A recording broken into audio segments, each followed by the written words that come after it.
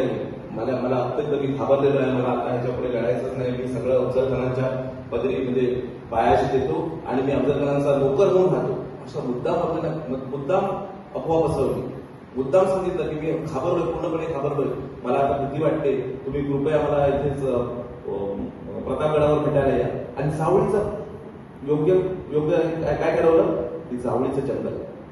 आज जावळी एवढी तुम्हाला घनदाट दिसत नसेल, पण जावळीच्या जंगलात एखादा हत्ती जरी त्या काळी जर गेला असता तरी तो हत्ती हरवला असता, तो सापडला नसता. इतकं घनदाट जंगल. अशा जंगलात त्यांना बोलवलं, त्यांच्यासाठी शामियाना उभारला, त्यांच्यासाठी सगळ्या सुखसोयी केल्या आणि खूप महागड्या वस्तू तिथे त्यांनी लावल्या शामियाने. का? त्याला समोरच्याला कापील करायचं. महाराजांना हे पक्क माहिती होतं की याने हा विडा उचलला की मला मारूनच इथलं माझं मुलगा घेऊन जाणार आहे. ठीक आहे. त्याच्यानंतर महाराजांनी काय करावं? महाराजांनी त्याला अशा ठिकाणी बोलवलं प्रतापगडाच्या पायथ्याशी की तिथून तो पळून जाणं तसं शक्य नव्हतं किंवा त्याला कोणत्या प्रकारचा तिथून हल्ला करणं शक्य नव्हतं. आपली माणसं सगळी पेरून ठेवली होती आणि इथे यांच्यासमोर सांगितलं, यांच्या पूर्णपणे त्यांच्या प्रजेला सैन्याला मेजवानी दिली. बेटीची वेळ दुपारची होती. महाराज म्हणले मला भीती वाटते, मी एकदम अस्वस्थ झाले, मला काही सुचत नाही. थोडा वेळ घेतला. खान जो एकदम रागात होता त्याचा राग किंवा थोडासा जोश कमी होत गेला आणि अगदी संध्याकाळची वेळ पकडली.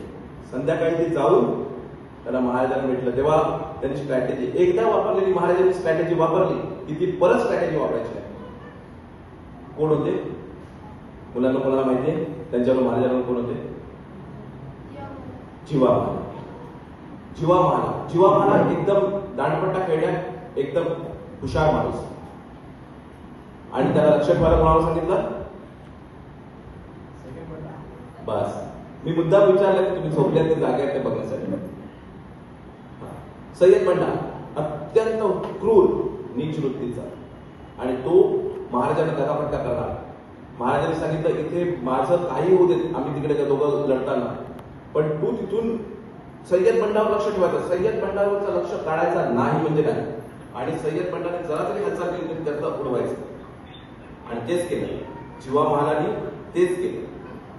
जीवा महालाने त्याच्यावर लक्ष ठेवलं आणि महाराजांनी जेव्हा बालनगर सगळं घालून होते, बालनगर एकदम छोटंसं असतं, त्यांनी बिछवा इथे आपण ठेवला होता हातमध्ये हातात आणि तो बिछवा असं जेव्हा दगाफटका झाला तेव्हा त्यांनी काढला याच्यातला आणि तो सरळ त्याच्या खानाच्या पोटात बसला आणि त्याचा पोतळा काढला.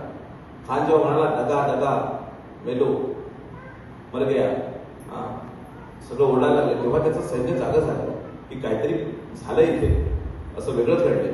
आणि तेव्हाच सय्यद बंडावर लक्ष ठेवलेल्या जीवा महालाने, सय्यद बंडाने थोडासा हालचाल केल्याबरोबर जीवा महालाने त्याचं सटकन मुंडकं उडवलं. त्यावेळी महाराजांबरोबर लोक होते अंगरक्षक 10. त्याच्यातला एक होता कोण? संभाजी कावजी.